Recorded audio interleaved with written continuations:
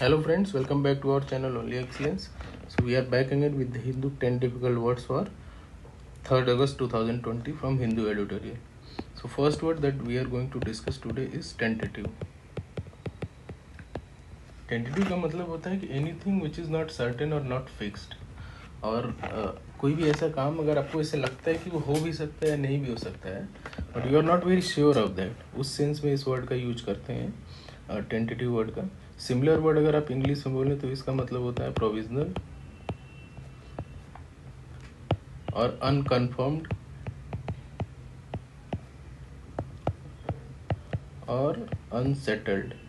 ये similar word हो जाते हैं आपके इंग्लिश में.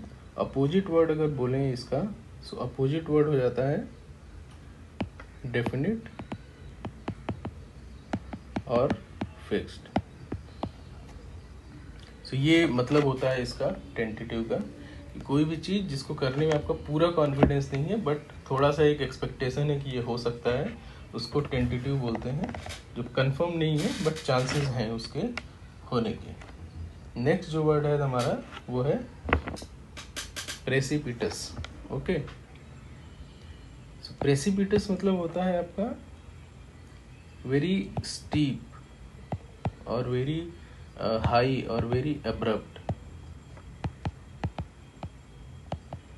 ये सिमिलर वर्ड होते हैं आपके इंग्लिश में. सो कोई भी चीज़ अगर डेंजरसली हाई या डेंजरसली स्टीप पाथ लेती है या कोई भी एक्शन सडनली जिसमें कोई भी एक्शन ऐसा किया हुआ जिसमें कोई केयरफुल कंसिडरेशन नहीं किया गया, सडनली किया गया उसको, सो उस सेंस में इस वर्ड को हम यूज करते हैं प्रेसिपिटस का. हिंदी मतलब अगर इसका बोले तो होता है तेज और शीघ्र. ये हिंदी मतलब होता है इसका. Steep, high, abrupt, these are the similar word. Opposite word अगर बोले तो अपोजिट वर्ड इसका होता है जेंटल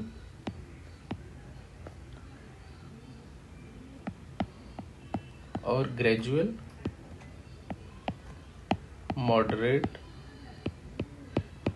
ये अपोजिट वर्ड हो जाते हैं स्टीप प्रेसिपिटस के इंग्लिश में. ओके, नेक्स्ट जो वर्ड है हमारा दैट इज स्मैटरिंग. स्मैटरिंग मतलब होता है किसी भी चीज़ के बारे में स्मॉल अमाउंट ऑफ समथिंग. सो वो किसी भी सेंस में हो सकता है. किसी भी चीज़ के नॉलेज के बारे में, किसी सब्जेक्ट के कमांड के बारे में. सो उस सेंस में इस वर्ड का यूज करते हैं. ठीक है, या जैसे यहाँ पे जो है ये डिमांड के रेफरेंस में भी यूज किया गया है. Some smattering of demand in the economy. Okay, so उस सेंस में भी यूज करते हैं. सो इसका सिमिलर वर्ड अगर बोलें इंग्लिश में तो ये होता है लिटिल और बिट. ठीक है, स्मॉल अमाउंट ऑफ समथिंग या किसी भी चीज़ की जो थोड़ी जो क्वांटिटी होती है उस सेंस में इस वर्ड का यूज किया जाता है.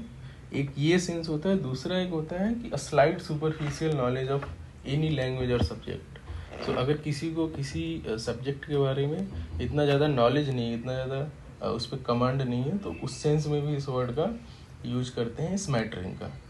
ओके, सिमिलर वर्ड इंग्लिश में है इसका बिट और लिटिल. ठीक है, नेक्स्ट जो वर्ड है हमारा दैट इज अपटिक.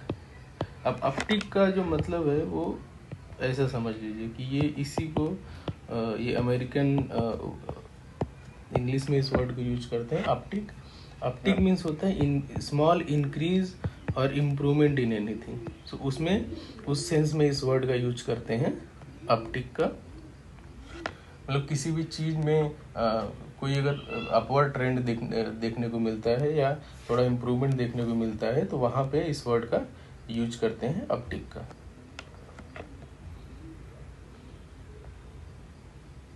नेक्स्ट जो वर्ड है हमारा दैट इज यूबिक्यूअस. अब यूबिक्यूअस का मतलब होता है कि हिंदी मतलब जो इसका है सर्वव्यापक. ठीक है, या सर्वत्र विराजमान. कोई भी ऐसी सिचुएशन, प्रॉब्लम या कोई भी ऐसा सर्कमस्टांसेस जो हर जगह प्रेजेंट है या हर जगह जो मिल सके आसानी से.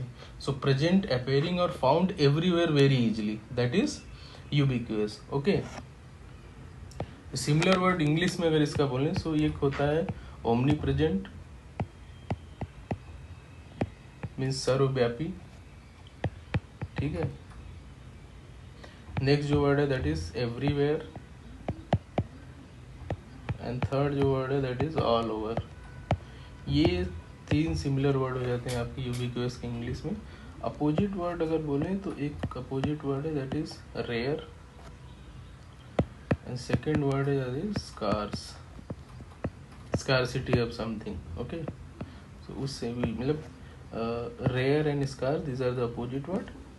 Omni present, everywhere, all over, that is the similar word for ubiquitous. Next जो वर्ड है हमारा that is exacerbate. Okay, exacerbate मतलब इसका मतलब होता है कि किसी प्रॉब्लम को और वर्स कर देना, और वर्सन और डिफिकल्ट कर देना। so exacerbate means making any problem or any situation very difficult or very negative or even worse than the previous one। so उस सेंस में इस वर्ड को यूज करते हैं। सिमिलर वर्ड अगर इसका बोलें सो एक तो वर्सन हो जाता है, सेकेंड जो वर्ड है दैट इज इंटेंसिफाई, थर्ड जो वर्ड है दैट इज इनफ्लेम। ये सिमिलर वर्ड हो जाते हैं आपके एक्सरसर्बेट के इंग्लिश में। अपोजिट वर्ड अगर इसका बोले तो होता है काम, दूसरा है रिड्यूस, कम करना या शांत रखना, माहौल नॉर्मल रखना। तो एक्सरसर्बेट में सिमिलर वर्ड में चीज़ें और ख़राब हो रही हैं, अपोजिट वर्ड जो है उसका उसमें चीज़ें और कम हो रही हैं या शांत की तरह शांत हो रही हैं। ठीक है, तो ये मतलब होता है इस वर्ड का। नेक्स्ट जो वर्ड है हमारा दैट इज डिलीरियस। अब डिलीरियस का मतलब होता है कॉजिंग हार्म और डैमेज। ठीक है, हिंदी अगर इसका मतलब बोले तो हिंदी मतलब होता है हानिकारक या नुकसान देने वाला।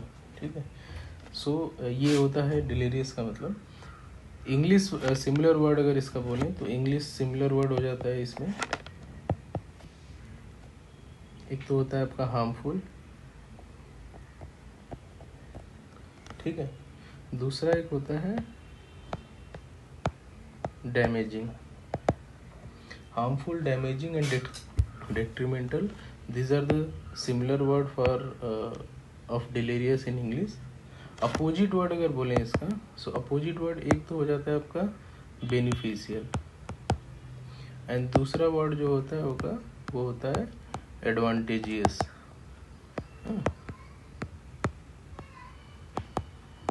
एडवांटेजियस, तो ये इसके अपोजिट वर्ड हो जाते हैं आपके डिलीरियस के इंग्लिश में।